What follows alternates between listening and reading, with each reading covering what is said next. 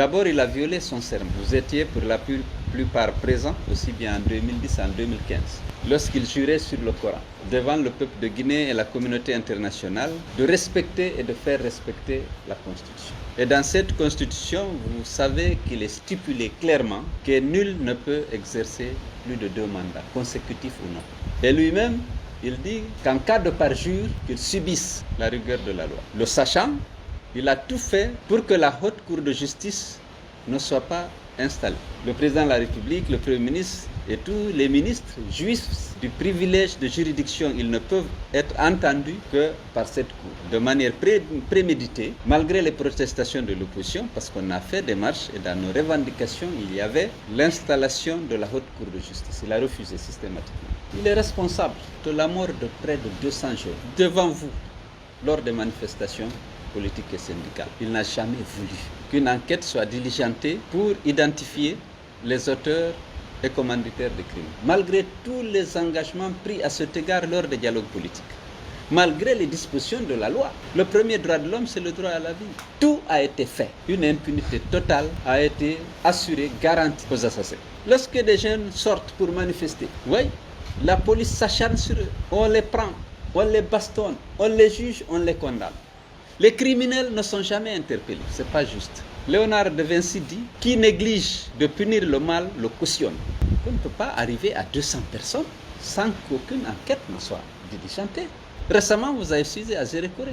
On a enterré nuitamment plus de 20 corps, en pleine forêt, en pleine nuit. Le charnier a été localisé. Jusqu'à présent, aucune enquête. La Constitution a été violée de manière récurrente. Le code électoral, de manière récurrente. Toutes les lois de la République, lois ordinaires ou lois organiques, toutes ont été violées. Récemment, vous avez assisté à ce qui s'est passé avec sa Constitution.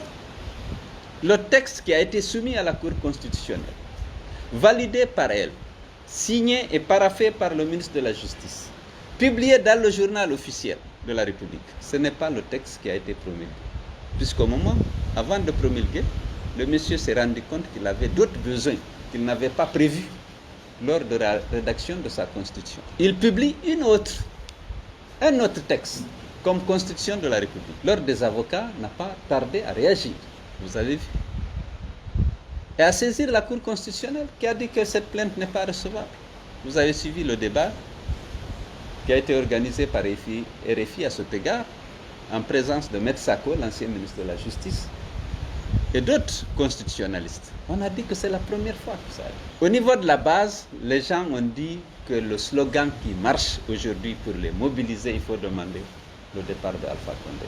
Il est coupable de haute trahison au regard de la Constitution sur la base de laquelle il a été élu. Et aujourd'hui, il n'y a pas de juridiction susceptible de le sanctionner. Il faut que la rue le sanctionne. Donc, voilà un peu l'exposé des motifs du slogan des nouvelles manifestations. Et on va continuer jusqu'au départ de M. Alpha Condé. Le bilan, pour nous, le bilan a été positif parce que, comme vous le savez, nous avions décidé d'une trêve depuis que la pandémie a fait son apparition en Guinée. Aujourd'hui, vous étiez témoin, Conakry n'a pas fonctionné. Il n'y a pas eu de circulation. Les activités se sont arrêtées pratiquement dans les 5 communes. Même Kaloum a bougé hier nuit et a bougé ce matin, même cet après-midi. Matam, qui bougeait timidement, aujourd'hui, ils étaient les premiers à bouger. Et vraiment, pour nous, c'est un succès parce que, étant donné que les forces de défense et de sécurité dans leur globalité étaient réquisitionnées par le pouvoir, il y a eu la pluie. Et les forces de défense sont déployées partout dans les quartiers. Et les jeunes ont pu affronter ces forces malgré la violence de la répression. Les jeunes sont arrêtés, ils ont pu ériger des barrages partout, brûler des pneus, des jeunes et des femmes, et des vieux également. Donc pour moi, ça a été un succès, rien de tout. Et on va continuer à tirer les leçons de cette manifestation et mieux nous organiser pour atteindre notre objectif. Est-ce que pour la journée, vous avez entendu parler de cas de mort, de cas de blessés? Non, il n'y a pas de mort. Vous savez, lorsqu'on parle, on dit ce qui est. Lorsqu'on parle de près de 200 morts, on a les listes. Les parents, attendez, je parle d'aujourd'hui. Aujourd'hui, il n'y a pas eu de mort. Il y a eu 5 blessés par balle à ma connaissance, on n'a pas tout le bilan, mais aucun n'est mort à cette heure-là à ma connaissance.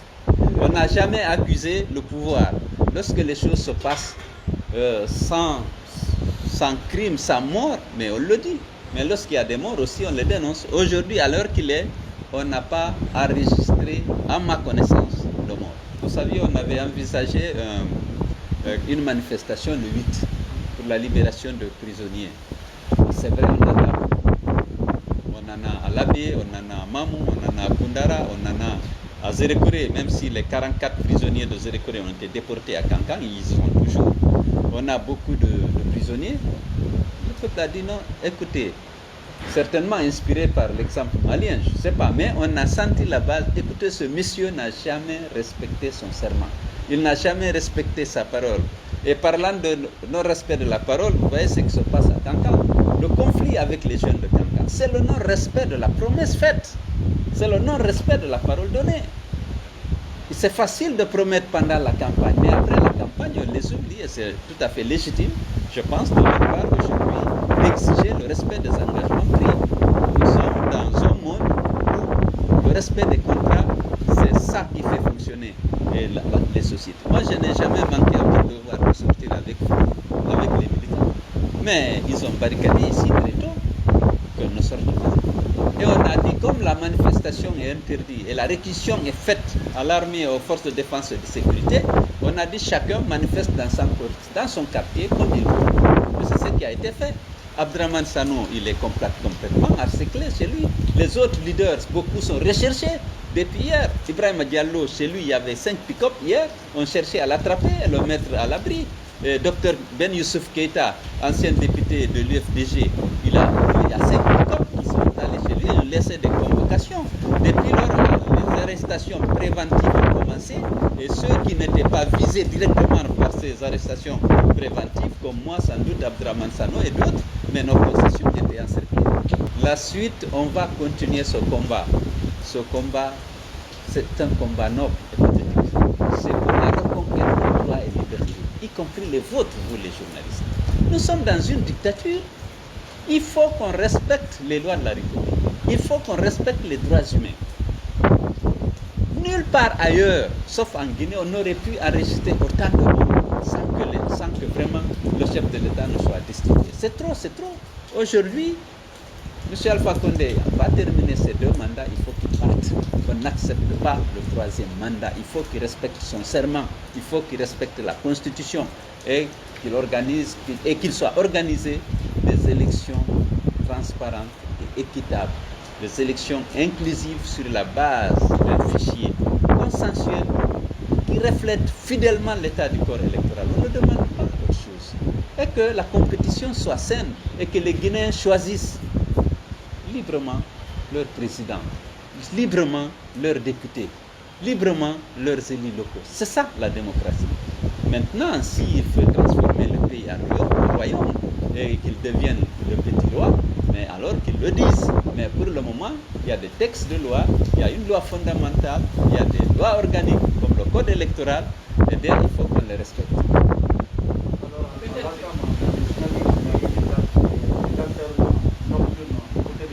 Oui. C'est les membres de l'opposition, mais pourquoi le gouvernement? C'est pour cacher les preuves des massacres qui ont eu lieu à Zérékoré. Ils ont décidé d'enterrer les gens à 4 h du matin sans rendre les corps à leur famille. Ça, c'est un autre crime. C'est un crime de tuer, c'est un crime de cacher le corps et d'aller l'enterrer nuitamment. Ça, c'est un double crime. Et la fosse commune a identifié. Il faut que, naturellement, que les enquêtes soient menées. Et nous avons fait une saisine auprès de la CPI, la Haute Cour de justice, et nous attendons les réactions.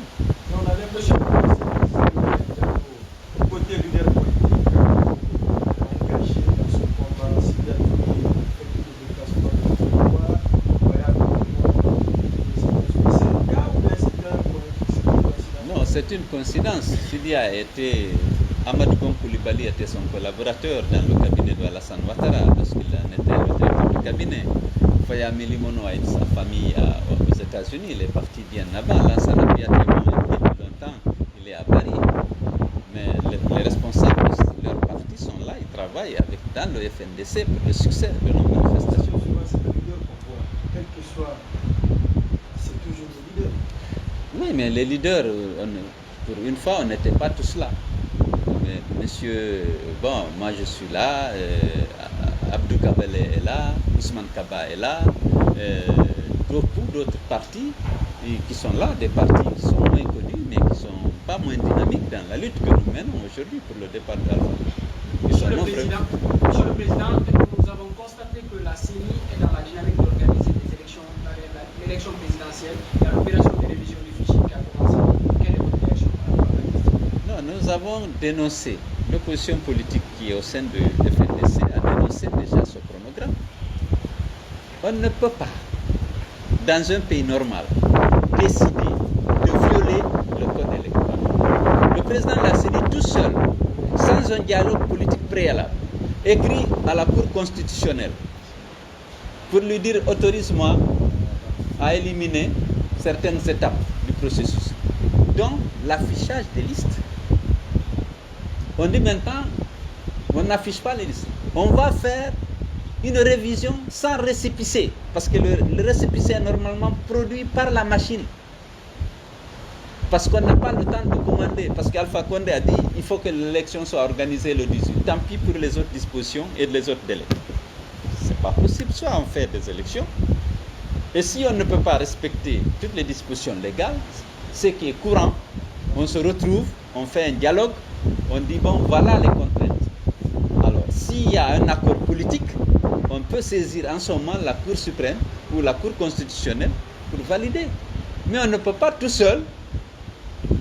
Le président de la CENI et le président de la Cour constitutionnelle se mettent d'accord, on va violer la loi, pour satisfaire un des candidats. C'est ça le problème. Il y a beaucoup de candidats à l'élection présidentielle a priori. Mais un candidat dit, voilà, moi je vais des élections. On ne consulte pas les autres, on sacrifie toutes les autres dispositions qui permettent d'aller à des élections justes et équitables, on les sacrifie. Nous avons dénoncé, nous avons dit, de toute façon, Alpha Condé ne veut pas organiser une élection digne de son nom. Parce que pour lui, ce qui est important, ce n'est pas ceux qui votent, c'est ceux qui comptent, qui proclament le résultat. Vous le savez. Oh, vous avez assisté aux élections locales. La mascarade du 22 mars, vous étiez là. Mais notre pays est en danger. Ce n'est pas un problème de l'UFDG ou du FNDC, c'est notre problème à tous. On ne peut pas vivre dans un pays où on n'a aucun égard pour la loi, pour les bonnes pratiques, pour la vie humaine. Ce n'est pas possible. Oui, je ne pense pas que ce soit vraiment le problème d'un parti, c'est un problème citoyen. Je vous remercie. Monsieur le Président, désormais, vous avez exigé le départ du président de la République du pouvoir. Est-ce que vous pensez qu'avec une simple manifestation, vous y arriverez, ou bien vous avez une alternative afin de pouvoir faire le chef de l'État? On a fait prier beaucoup de chefs d'État par la vie. Au Burkina, au Soudan, et en Algérie, au Zimbabwe. Il n'y a pas de raison, en tout cas, que nous, on ne se bat pas et je suis sûr qu'on va gagner. Parce que tout le peuple est derrière nous, y compris vous. Il y en a qui ne peuvent pas prendre le risque dans la rue. Mais personne n'aime vivre dans un pays au service d'un clan. Toutes les richesses sont confisquées par ces gens. La population souffre. Rares sont les ménages qui assurent 2 repas par jour. Regardez l'état des infrastructures. Allez à Kindia. Regardez aujourd'hui la route Bela-Kankan, passant par Kerouan. La route Labé-Mali. La route Labé-Tougué. La route Dabola-Koursa. La route Zerekore-Yomu. La route Conakry-Kindia. La route Koya-Conakry. Voyez, allez dans nos hôpitaux. Allez dans nos écoles. Alors qu'il y a des flux importants, des flux financiers importants qui arrivent dans ce pays en contrepartie de l'exportation de notre bauxite. C'est confisqué par un clan. Ils font ce qu'ils veulent, la circulation des choses. Les infrastructures sont dégradées. Les enfants ne reçoivent pas un enseignement de qualité. Ce n'est pas leur problème. Il faut que les Guinéens se mobilisent. Vous avez su ce qui se passe au Mali, les revendications. Vous vous rendez compte que là-bas, où on tue moins, on tue beaucoup moins, on ne tue pratiquement pas, c'est ces derniers jours qu'il y a eu des morts. Mais ils sont exigeants pour exiger une gouvernance de qualité et une utilisation judicieuse des ressources publiques au profit de toute la population. Je vous remercie.